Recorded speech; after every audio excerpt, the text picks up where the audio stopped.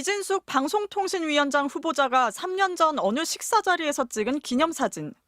이 후보자 옆에 앉은 중년 남성은 전 자유한국당 대구시당 부위원장인 표병관 씨입니다. 유튜브와 SNS 등에서 극우적 세계관을 자주 드러내온 인사입니다. 5.18은요, 강주, 전라도의 최고 상품입니다. 기아자동차도 아니고 삼성가전도 아닙니다. 거기서 최고의 상품이 5.18입니다. 5.18 비하에 이어 일본군 위안부도 강제로 끌려갔던 게 아니라고 합니다. 조정래라는 이런 친구들이 정말 이게 간첩보다 더 위험한 게 그 태백산맥 전부 거짓말입니다. 그거. 어느 누가 총을 들이대고 칼을 들이대가지고 데리고 갑니까? 재작년 지방선거를 앞두고 이진숙 후보자가 국민의힘 대구시장 예비후보로 등록했을 때 표 씨는 500만 원을 낸 고액 후원자였습니다. 노조가 사왔다는 자체에서 내가 이제 사실 뭐 500만 원 가는 게 그게 이제 법적 최고 후원금이지만 나는 더 하고 싶었다고. 이진숙 씨는 굉장히 중도에 가깝죠. 그래서 내가 그 부분은 내가 굉장히 질타했죠. 지난해 이 후보자의 한 인터뷰 기사에선 표 씨가 정치적 지향점이 같은 막역한 사이 등의 표현으로 소개됐습니다. 이 후보자가 정치 행보를 본격화하면서 두 사람은 극우적 시각을 공유합니다. 일본군 위안부 시위에 참가한 수녀들에게 홍위병의 향기가 난다거나 김일성 만세는 표현의 자유, 전두환 조금 긍정해도 파쇼 공범이라 적은 표 씨의 게시물들에 이 후보자가 좋아요를 눌렀습니다. 이 후보자가 연예인들을 좌파 우파로 구분지었다는 최근 보도와 관련해서도 표 씨는 블랙리스트를 만들지 않는 것이 직무유기라며 두둔하기도 했습니다. 헌법을 수호해야 하는 대통령이 극우 인사인 이진숙 씨를 방통위원장 시키겠다고 합니다. 당장 철회하고 사과해야. MBC는 이 후보자 측에 극우 인사로부터 고액 후원을 받고 교류해온 게 공직을 맡기에 부적절하다는 비판에 어떤 입장이냐고 물었지만 답은 오지 않았습니다. MBC 뉴스 이혜리입니다. 재작년 12월 이진숙 방송통신위원장 후보자가 한 원외 보수정당 행사에 강연자로 나섰습니다. 언론 노조를 비난하던 이 후보자는 대뜸 문화계를 겨냥하며 화제를 바꿉니다. 문화 권력도 좌파 쪽으로 돼 있죠. 이거 보면은 기가 막힙니다. 기가 막힌다는 근거는 뭘까? 좌파 성향의 영화를 만들면 히트치고요. 이렇게 많아요. 그거를 알게 모르게 우리 몸에 DNA에 스며들거든요. 우파 영화는 이렇게 뿐이 물론 더 있지만 좌파가 몇십 배 더 많습니다.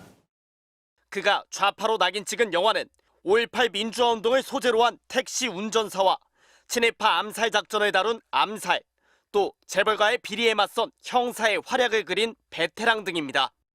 우파 영화로는 한국전쟁의 비극이 담긴 태극기 휘날리며와 개발시대의 현대사를 조명한 국제시장 등이 꼽혔습니다. 모두 흥행작들로 평가되지만 어떤 근거로 이들 영화의 이념적 잣대를 들이댔는지 별다른 설명은 없습니다.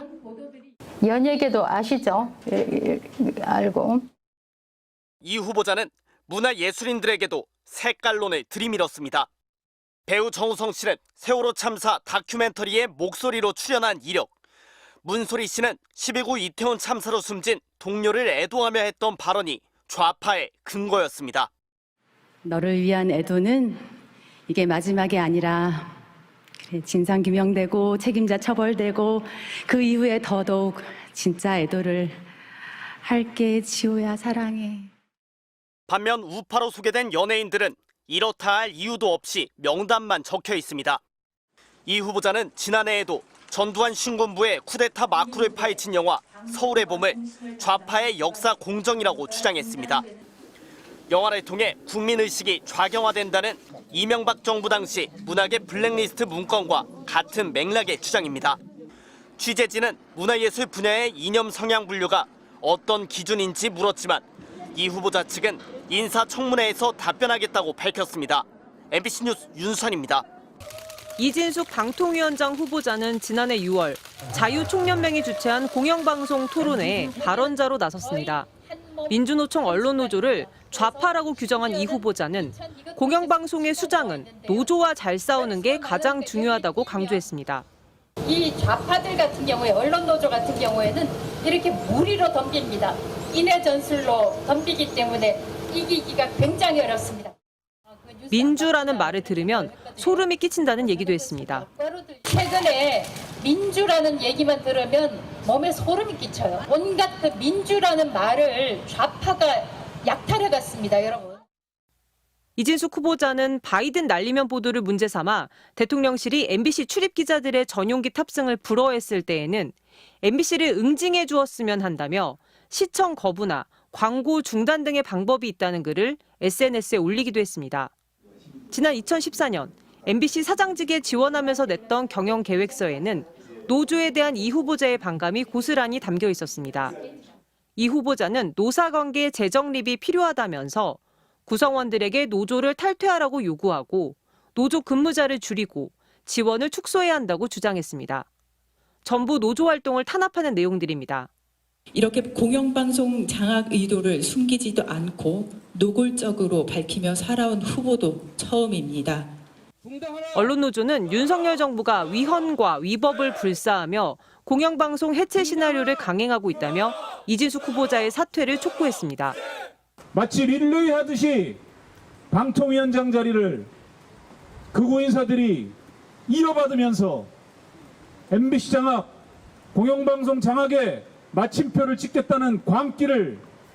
노조 탄압 계획서에 대한 입장을 묻는 취재진의 질의에 이 후보자 측은 다음 주로 예정된 인사청문회에서 답변 드리도록 하겠다고만 밝혔습니다.